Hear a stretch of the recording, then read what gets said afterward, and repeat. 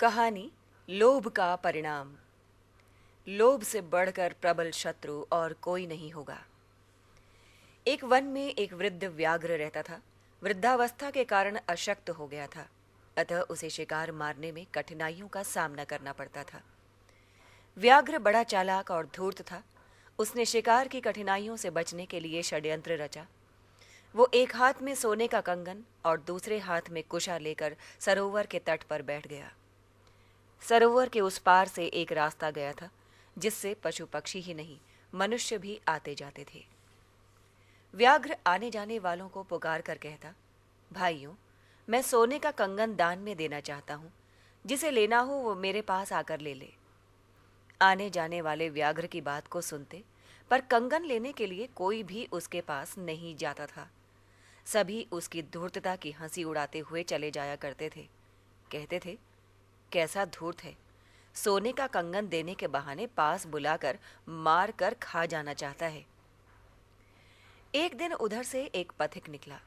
पथिक के कानों में भी व्याघ्र की आवाज पड़ी, भाइयों, मैं सोने का कंगन दान में देना चाहता हूं। जिसे लेना हो वो मेरे पास आकर ले ले। व्याघ्र की बात को सुनकर पथिक खड़ा हो गया। सोने के कंगन के नाम ने उसके मन में लोभ उत्पन्न कर दिया। वो खड़ा होकर मन ही मन सोच विचार करने लगा। उधर व्याघ्र अपनी बात को दोहराता ही जा रहा था, भाइयों, मैं सोने का कंगन दान में देना चाहता हूं। जिसे लेना हो वो मेरे पास आकर ले ले। पथिक के मन का लोभ और भी अधिक प्रबल हो गया। उसने व्याघ्र की ओर देखते हुए कहा, तुम्हारे पास सोने का कंगन है भी, या यूं ही कह रहे हो? क्या दिखा भी सकते हो? व्याघ्र ने सोने के कंगन को हाथ में लेकर नचाते हुए कहा, ये देखो, मैं असत्य भाषण नहीं करता। चमकता हुआ सुंदर सोने का कंगन पथिक के मन में लोभ का सागर उमड़ पड़ा। वो मन ही मन सोचने लगा, आधी अवस्था बीत गई, किंतु पत्नी को आज तक सोने का कंगन नहीं बनवा सका। कितना अच्छा होता यदि ये सोने का कंगन मुझे मिल जाता। सोने के इस कंगन को पाकर पत्नी का मन हर्ष से आकाश को छूने लगेगा। पर कंगन को व्याघ्र के पास जाकर लेना पड़ेगा। व्याघ्र यदि मारकर खा डाले तो? नहीं, डरना नहीं चाहिए। प्राण को संकट में डाले बिना धन कहाँ मिलता है। मुझे भय छोड़कर कंगन लेने के लिए व्याघ्र के पास अवश्य जाना चाहिए। पथिक व्याघ्र की ओर देखता हुआ बोला, मेरा मन सोने के कंगन के लिए मुझे उत्साहित कर रहा है, पर डर लग रहा है, कहीं तुम मुझे मारकर खा तो नहीं जाओगे। व्याघ्र देर न लगाकर शीघ्र ही बोल उठा, अरे, तुम ये क्या कह रहे हो? मैं तुम्हें मार कर खा जाऊंगा? राम राम, हिंसा का नाम न लो। खाने की कौन कहे, मैं तो किसी को पीड़ा पहुंचाना भी पाप समझता हूं। भाई, मैं पहले बड़ा पापी था, पर अब तो अपने पाप का प्रायश्चित कर रहा हूं। व्याघ्र अपनी बात समाप्त करता हुआ बहुत ही दुखी सा हो गया। ऐसा लगा मानो वो सचमुच अपने पिछले पापों पर बहुत दुखी हो। पथिक ने बड़े ध्यान से व्याघ्र की ओर देखते हुए कहा, तुम अपने पिछले पापों के कारण प्रायश्चित कर रहे हो, ये क्या कहानी है? व्याघ्र ने दुख भरी सांसें लेते हुए कहा, बड़ी दुख भरी कहानी है भाई। युवावस्था में मैं बड़ा हिंसक था। जिसे भी देखता था मार कर खा जाता था। न जाने कितने मनुष्यों और पशुओं का मैंने वध किया। फलतः मेरे पुत्र और मेरी पुत्रियां मुझे छोड़कर संसार से चली गईं। अपने पापों के कारण मैं भी रोगी बन गया। मेरे सभी दांत टूट गए। मैं प्रायः दुखी और उदासीन रहने लगा। एक दिन मैं इसी सरोवर के तट पर बैठा हुआ था, अपने पापों पर सोच विचार कर रहा था। न जाने कहां से एक महात्मा आ गए। उन्होंने मुझे दुखी देखकर मुझसे पूछा, तुम क्यों इतने अधिक दुखी और चिंतित हो? मैंने अपने पापों की कहानी महात्मा जी को सुना दी। उन्होंने कहा, धर्म के 10 अंग होते हैं, उनमें एक दान भी है। तुम सोने के कंगन का दान करो, अपने पापों के दुख से छूट जाओगे।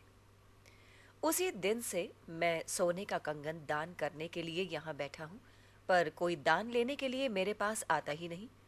सभी ये सोचते हैं कि मैं उन्हें मारकर खा जाऊंगा।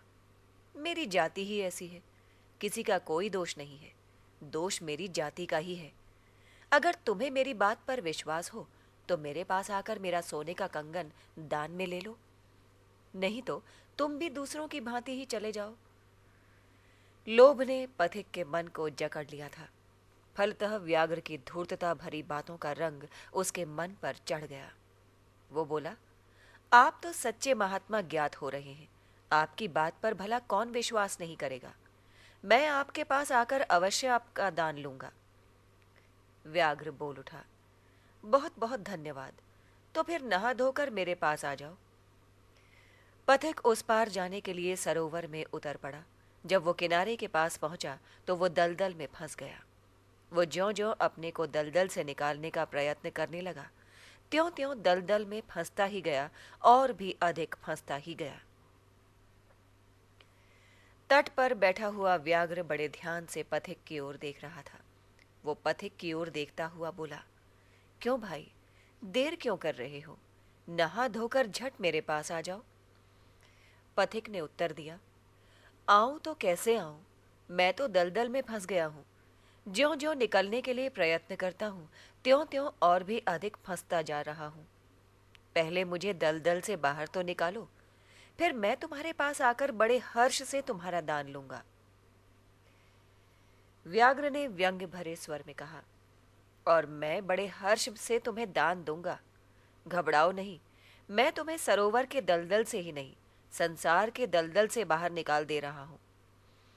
व्याघ्र अपनी बात समाप्त करता हुआ सरोवर में कूद पड़ा। उसने पथिक को सरोवर से बाहर निकालकर चीर फाड़ कर खा डाला। पथिक को सोने का कंगन तो नहीं मिला। लोभ के कारण उसे अपने प्राण अवश्य गंवाने पड़े। जो लोभ के वशीभूत होकर अपनी बुद्धि खो बैठते हैं, उन्हें पथिक की भांति ही हानि उठानी पड़ती है। कहानी से शिक्षा। धूर्त मनुष्य सरल हृदय के मनुष्यों को ठगने के लिए तरह तरह के जाल रचा करते हैं। यदि कोई धूर्त सज्जनता की बात करे तो कदापि उसकी बात पर विश्वास नहीं करना चाहिए। लोभ से बढ़कर और कोई शत्रु नहीं होता। जो लोग लोभ करते हैं उन्हें अंत में धोखा ही खाना पड़ता है। कहानी समाप्त।